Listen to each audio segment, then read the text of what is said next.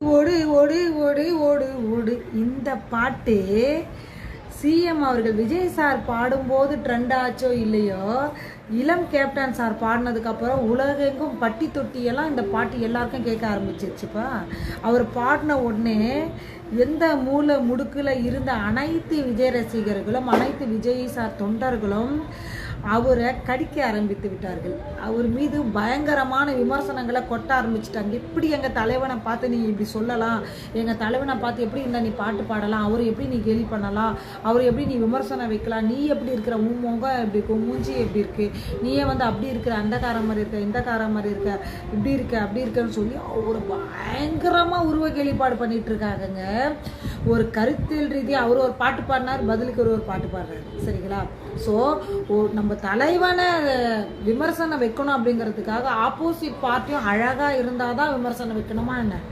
அறிவாக இருக்கக்கூடாது இல்லை, அடுத்த கட்சியாக இருக்கக்கூடாது இல்லை.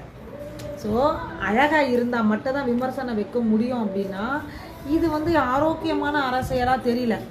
சோஷியல் மீடியா பக்கம் வந்தோம் அப்படின்னா எல்லாத்துலேயும் கேப்டன் சாரோட ஃபோட்டோ, அந்த மகனோட ஃபோட்டோ அல்லது அவரோட பேசின வீடியோ வச்சுட்டு எல்லாருமே வஞ்சிக்கிட்டு இருக்காங்க, திட்டிகிட்டு இருக்காங்க, பயங்கரமாக கழுவி ஊற்றிட்டு இருக்காங்க. ஆனால் இதுக்கு முன்னாடி நீட்டு தேர்வுக்கு பிரச்சனைக்கு வந்தாங்களா தெரியல, மேகதாது அணை பிரச்சனைக்கு வந்தாங்களா தெரியல, நாட்டில் நிறைய கலவரங்கள் போயிட்டுருக்கு அதுக்கு வந்தாங்களா இல்லையான்னு தெரியல. ஸோ இதுக்கெல்லாம் வராதவர்கள் கூட இந்த கேப்டன் சாரோட மகன் பேசினதுக்கப்புறம் எல்லாரும் எங்கிருந்தவங்கள வந்து திட்டிக்கிட்டு இருக்காங்க. ஸோ நம்மளோட தலைவனை ஒன்று பேசிட்டாங்க அப்படின்னா இத்தனை பேர் கொதித்து எழுதுறவங்களுக்கு தெரிய வேணும், உருவ கேலிப்பாடு பண்ணுறது நல்லதா கெட்டதா.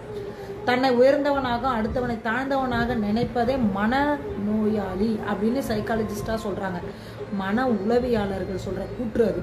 ஸோ நீங்கள் என்ன பண்ணிகிட்ருக்கீங்க? ஸோ தயவு கூர்ந்த நண்பர்களே, நமக்கு ஒருத்தவங்களை பிடிக்கல, நம்ம தலைவனை பேசிட்டாங்கன்னா நலமான வார்த்தைகளை பயன்படுத்துங்க. நலமற்ற வார்த்தைகள் சொல்லாடல் நீங்கள் பயன்படுத்துறது வளர்கின்ற இளம் தலைமுறையினரும் அதை யூஸ் பண்ணுவாங்க அப்படின்ற மாதிரி தோணிட்டுருக்கு. ஸோ எனிவே அவர் வந்து ஒரு வேளை உங்களுடைய தலைவனை, அதாவது நம்மளுடைய சிஎம்ஐ ஒரு மாதிரி பேசியிருந்தாருன்னா அது அவங்க லீகலாக தானே ஸ்டெப் எடுக்கிறாங்க, ஸ்டெப் எடுத்துகிட்டு தானே இருக்காங்க. அப்படியே எம்கே ஸ்டாலின் மாதிரி வந்து கடந்து போகல.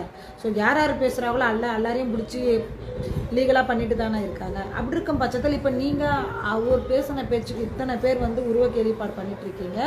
ஸோ இதுக்கெல்லாம் வந்து என்ன பலன் பாருங்கள். சரிங்களா? இதெல்லாம் கொஞ்சம் நம்ம மாற்றிக்கணுங்க. இதெல்லாம் மாற்றிக்கிட்டு அன்பான அரசியலை கொண்டுட்டு போகணும், ஆரோக்கியமான அரசியலாக கொண்டுட்டு போனால் மட்டும்தான் ஸோ இது நல்ல வளர்ச்சியாக இருக்கும்.